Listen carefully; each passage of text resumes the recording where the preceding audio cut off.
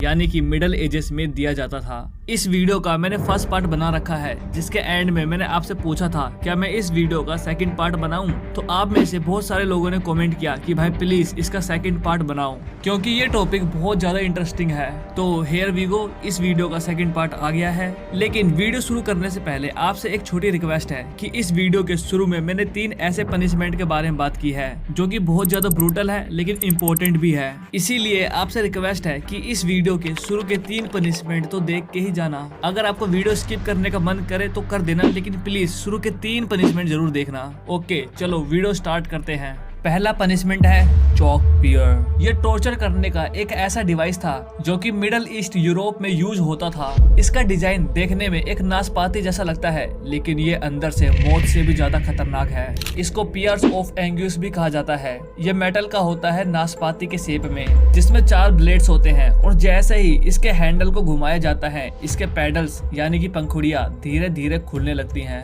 जब किसी इंसान को टॉर्चर करना होता है तो इस डिवाइस को इंसान के मुंह में या फिर पिछवाड़े में जबरदस्ती डाला जाता है और अंदर डालकर इसके पियर्स को खोल दिया जाता है, और जब तक खोला जाता है जब तक कि अंदर का मांस फटकर खून ना निकल जाए। यह टॉर्चर उन लोगों को दिया जाता था जो कि मिडल एजेस में चर्च के खिलाफ बोलते थे या फिर किसी इंसान को धोखा देते थे। और सबसे बुरी बात तो ये है, ये टॉर्चर उन महिला को भी दिया जाता था जो कि जादू टोना करती थी। इस पनिशमेंट का कोई ऑफिशियल रिकॉर्ड तो नहीं मिला, लेकिन हिस्टोरियन मानते हैं जब राजा को विक्टिम से किसी भी हालत में राज उगलवाना होता था तो इस टॉर्चर का यूज करते थे। ये एक साइकोलॉजिकल और फिजिकल टॉर्चर था जिसमें इंसान की जल्दी मौत तो नहीं होती थी, लेकिन उसकी जिंदगी बद से बदतर हो जाती थी क्योंकि इंसान विकलांग हो जाता था। ये डिवाइस पिछवाड़े में डालने की वजह से दर्द जिंदगी भर के लिए रहता था। आज के टाइम में चॉक पियर सिर्फ म्यूजियम में दिखाई देती है, लेकिन इसके पीछे छुपा हुआ है पुरानी दुनिया का वो चेहरा जो जस्टिस के नाम पर सिर्फ दर्द देता था। ये डिवाइस बताता है कि इंसान कितना क्रूर हो सकता है।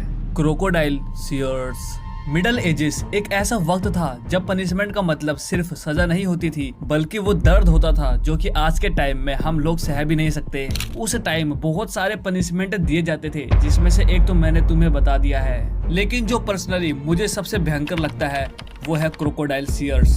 ये डिवाइस एक बड़े पिलास जैसा होता है जिसके एज पर बहुत सारे दांत लगे होते हैं जो कि क्रोकोडाइल के मुंह की तरह लगता है, इसीलिए इसका नाम है क्रोकोडाइल सीयर्स। पहले विक्टिम के सारे कपड़े उतार कर उसके हाथ पैर को रस्सी से बांध दिया जाता है और फिर इस डिवाइस के एज को आग में गर्म करके इस डिवाइस से लड़कों के सामान को पकड़ के धीरे धीरे गर्म करके एक झटके में निकाल लिया जाता है, और कभी कभी तो डिवाइस से पकड़ के पूरा गर्म करके भून दिया जाता है। यानी कि अगर तुमने चर्च के अत्याचारों के खिलाफ आवाज उठाई तो तुम्हें ये पनिशमेंट दिया जाएगा। और ये पनिशमेंट कभी भी अकेले में नहीं दी जाती थी, बल्कि पब्लिक के सामने दी जाती थी, ताकि राजा ये दिखा सके कि अगर तुमने भी आवाज उठाने की कोशिश करी तो तुम्हारा भी यही हाल होगा। और इन्हीं रीजन के वजह से मिडल एजेस के लोग राजा के खिलाफ कुछ भी नहीं बोलते थे, क्योंकि उनके अंदर डर बैठा दिया जाता था। Head crusher. एक पनिशमेंट जो सिर्फ मारने के लिए नहीं, तड़पा तड़पा कर मौत देने के लिए बनाई गई थी। इस टॉर्चर का यूज अक्सर स्पेनिश शासक करते थे। ये डिवाइस अक्सर यूज होती थी पॉलिटिकल एनिमीज, स्पाइस या फिर उन लोगों के लिए जिनके पास सच होता था लेकिन पावर नहीं। ये डिवाइस आपको देखने में नॉर्मल सा लग रहा होगा, लेकिन ये है दर्द का राजा, जिसे कि मिडल एजेस के लोग देखकर ही डरते थे।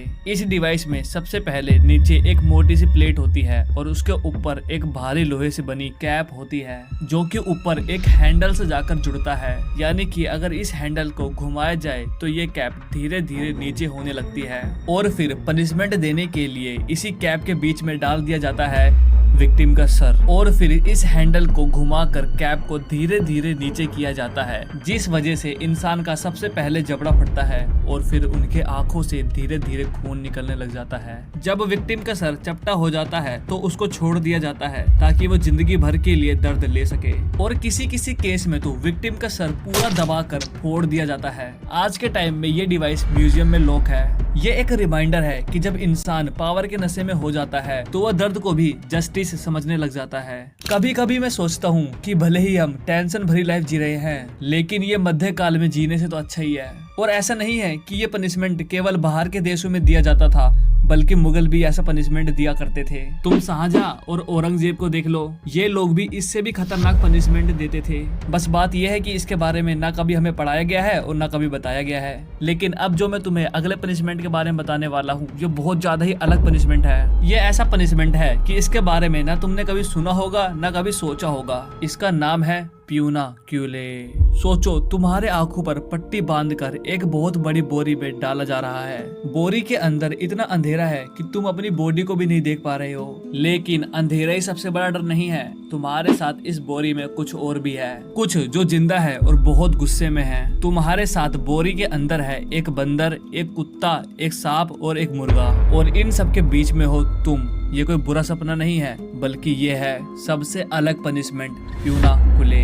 रोमन एम्पायर का एक ऐसा पनिशमेंट जो कि इंसानियत को ही हैरान करके रख देता है। रोम में माँ बाप को भगवान की तरह माना जाता है, और जो उनका खून कर देता है उनके लिए ना फांसी ना तलवार, बल्कि कुछ और ही तय हो रखा होता है, जिसे मिलता है प्यूनाक्यूले पनिशमेंट। एक बहुत बड़े लेदर के बैग में कैदी को डाल दिया जाता है, और उस कैदी के साथ एक वाइल्ड डॉग, एक वेनम स्नेक, एक मंकी और एक मुर्गी को डाला जाता है। बाहर खड़े सैनिक उस बोरी को डंडे से पीटते हैं, जिस वजह से अंदर एनिमल्स अपने आप को सरवाइव करने के लिए कैदी पर अटैक कर देते हैं, और फिर इस बोरी को उठाकर समुद्र के अंदर डाल दिया जाता है, ताकि अगर कैदी किसी वजह से एनिमल से सरवाइव करके बाहर निकले तो वो पानी में डूब के मर जाए। लेकिन आज तक कभी ऐसा नहीं हुआ कि कैदी बोरी से बाहर निकल गया हो, बल्कि ये एनिमल्स उस कैदी को बोरी के अंदर ही नोच मारते हैं। अब सोचने वाली बात यह है कि बोरी के अंदर इन जानवरों को ही क्यों डाला जाता है? तो देखो, रोम के लोग मानते हैं कि कुत्ता लॉयल्टी का सिंबल होता है,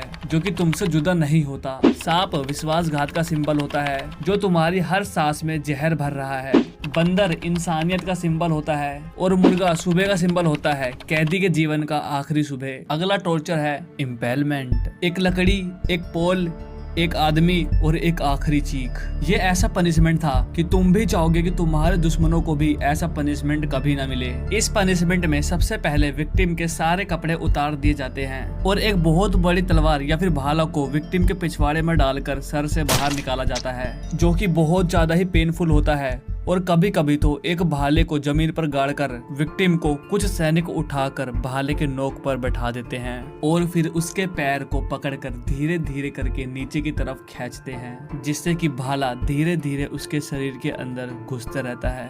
विक्टिम के पैर को जानबूझकर धीरे धीरे खींचा जाता है, ताकि वो काफी देर तक तड़पता रहे। अब तुम ये सुनकर शॉक होने वाले हो, इस पनिशमेंट को रोम के शासक व्लाद द इम्पेलर देते थे।